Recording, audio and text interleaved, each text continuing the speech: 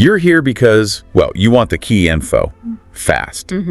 Today, we're looking at city life. We've got some notes here covering the good, the bad, the whole picture. Exactly. Jobs, transport, costs, lifestyle, all of it. We really want to dig into the core trade-offs, understand what you gain and what you give up living in a big urban center. It's about understanding that pull cities have, but also the very real challenges. Okay, so let's maybe start with the positives, the advantages. Our notes really highlight employment opportunities first. Yeah, and it's not just more jobs, it's the sheer range. You've got tech, business, healthcare, education, often clustered together. Right, like industry hubs. Exactly. So if you're looking to switch careers or maybe move up, that concentration is a big plus. It creates sort of a synergy. Makes sense. More options in one place.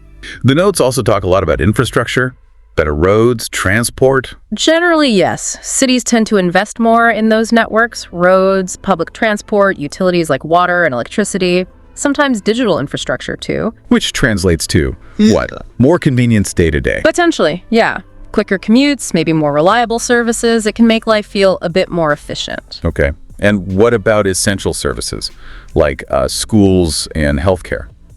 That's another point our sources flag. You often find a higher concentration of quality schools, colleges, universities. Same for healthcare hospitals, specialists. More choice, basically. Or choice, and often easier access if you live right there. Big factor for families or anyone prioritizing health. Okay, so career, convenience, essential services. What about the fun side? Entertainment, social stuff. Oh yeah, cities definitely score high there usually. Cinemas, malls, loads of restaurants, parks, cultural events. A vibrant scene. Exactly. There's just more variety of things to do, places to go. It feeds into that energetic lifestyle a lot of people seek. And our notes touch on technology too, how it enables a modern lifestyle. Right. Think faster communication, more online services readily available, that kind of thing. It's all part of being more connected, more plugged in. And one last plus point mentioned is diversity. Yeah, the multicultural aspect. Cities are often melting pots, bringing together people from all sorts of backgrounds. Which can be really enriching, right? Broaden your perspective. Definitely. Opportunities for personal growth, learning from others. It's a big part of the urban experience for many. Okay, that does sound pretty appealing. But every coin has two sides. Let's flip to the disadvantages our notes cover. First one's a biggie, cost. This comes up again and again. Cost of living is just significantly higher. Housing is the obvious one, but also groceries, transport, everyday services. Yeah, that rent payment can really bite. It puts real financial pressure on people. Absolutely. It's a major constraint. Then there's the, less pleasant environmental stuff.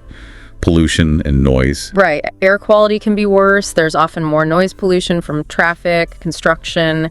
It can actually impact your health and just your daily comfort levels. You can't really escape it sometimes. And speaking of traffic, the commute. The daily grind, long commutes, traffic jams. It's a huge source of stress and lost time for so many city dwellers. Yeah, definitely a major downside noted here. What about just too many people? Overcrowding. It's a factor. Less personal space, more competition for, everything sits on the train, spots in a class, even just elbow room. That feeling of density. Exactly. It can feel overwhelming being constantly surrounded. And all this, the pace, the competition can lead to a pretty stressful lifestyle, according to the notes. Yeah, the fast pace isn't for everyone. There can be a lot of pressure, a feeling you always need to be on, achieving. It can take a toll mentally and physically. And finally, the notes mention a lack of nature, limited green space. Right. Compared to rural or even suburban areas, cities often offer less access to parks, forests, open natural environments. So you might feel a bit disconnected from nature. For some people, that's a really significant drawback. They miss that connection. Okay, so it really is a balancing act. Yeah. Huge opportunities and conveniences on one side, but real challenges like cost, stress, and environmental issues on the other. Precisely. It's about weighing those pros and cons based on your own priorities and circumstances. There's no single right answer. So thinking about all that, here's a question for you listening. Considering everything we've just run through, the jobs, the cost, the buzz, the crowds, nature, or lack thereof, what single factor do you think most defines someone's experience of city life? What matters most? It's a good question to reflect on. Definitely something to mull over. Until our next deep dive, keep thinking.